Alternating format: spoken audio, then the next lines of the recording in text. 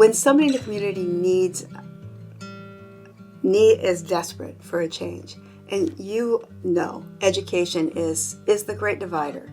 We think race is an issue. We think that we have divisions with religion and political parties. The great divider is education.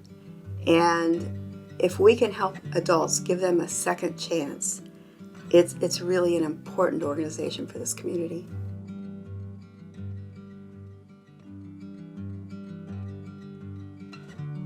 The biggest challenge I had when I started with Project Learn is we were to serve the whole county, but we were only in Medina. And for people who can't read or have lost their job, driving to Medina was not an easy thing.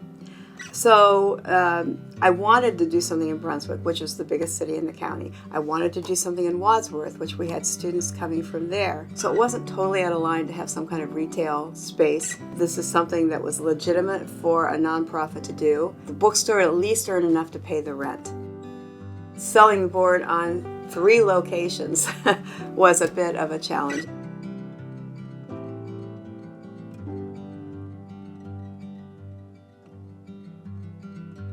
Ellen Diver, she was a dancer of all things. She was classically trained. She was on Broadway for a show, and so she really founded Project Learn. She came in one day with her daughter into the stores after we had opened them.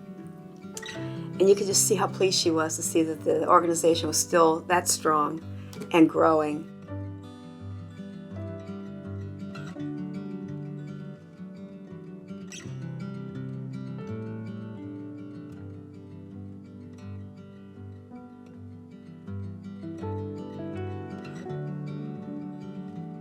On a yearly basis, we work with between 65 to 85 GED candidates and about 100 to 150 ESOL candidates.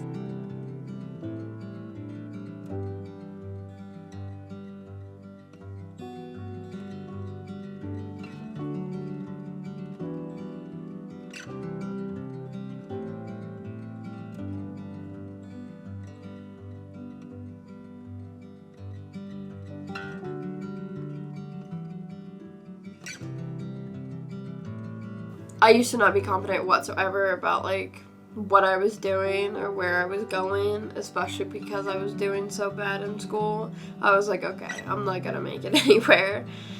And then once I got the GED, I was like, most people don't even pass the GED test until they're way older, and the fact that I did it this soon and this young, I was like, I can do anything if I really put my mind to it. And it's the beginning of the pathway, and we want our students to continue on, and once they leave us, move into a positive situation, whether that is going to a Career Center program, whether that's getting a better paying job, whether that's going into the military, going into college, that type of thing. GED is a start of a new life. This institution is very important to people who are moving here. They want help, they need support. When I try to talk to new people and I want to try to communicate more detail, I always feel a struggle with English. You don't have to speak a foreign language to teach English. You have to speak English to teach English. I think people feel that they need to be fluent in the language of the student to be useful, and that is not at all true. So after 3 months, I came here, I met them. So before that, I had no friends of American. So I had a huge opportunities to speak English. They're so kind and always helping us, and sometimes play with my kids too. And they're so I appreciate them a lot. A lot of our ESOL students come through Jobs and Family Services and refugee resettlement communities. Catholic Charities is a huge component of that. Chad Davis over at Davis Tree Farm kind of hunted us down to provide English classes to his cohort of migrant workers because they weren't getting the services where they were originally at. So he reached out specifically to us. So the need here at Davis is our working staff. Our working staff primarily speak Spanish. A lot of the office people speak English. So just trying to convey to them to understand what we're asking out of them. Well, the need that I saw was for the ability for everybody to communicate with each other. My emphasis has been on making sure they understand each other and expand what they're already doing. And basically what it amounted to is a lot of the guys that work here needed to have better communication with the foreman, and that's what we focused on. Not just the work, but we wanted to expand living in the States beyond just what is involved in the work that they do every day. Now, with everybody, with Chad, with the guys that are working here, so that they feel a part of it. It takes a lot of guts to leave your country and come someplace new without any knowledge of the culture or the language and all the barriers that come with it. So it's just nice to be here as a resource for those folks and help them along their journey to become American citizens.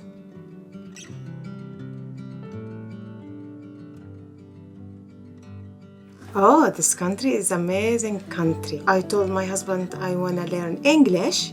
So my husband Googled it, ESL, so we found this office in Medina. And we don't have to go look for students. They find us. We get referrals all the time. The United States gave me a lot of chance about my health, about everything. Other organizations ask this organization if they can help with their people. Can you help this person get a job?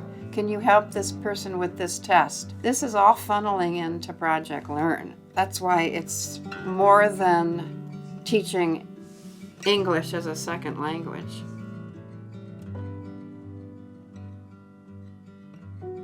So Project Learn has been around for 40 years this year, and we want to keep going for 40 more. So we need the love and support of the community of Medina County, which they've always been super supportive of us. So in order for us to continue providing services, we need continued support, whether that is in referrals of folks who need our services, whether that's in donations of books, or whether that's in donations of financial gifts. Any of those three can help support our growth and development as we move into this next phase of what Project Learn is going to look like. This is something you have to experience almost to recognize how important it is to people. So I have a friend now with my neighbors, American people. So we are like family. I can talk people and they are welcoming for me. Usually tutors want to teach, but I think I have learned so much from my students, traditions and customs and just a lot of information. And I think that's very important, that you not only give things, but that you also receive things. I have much confidence to talk with anyone in any place after learning English here.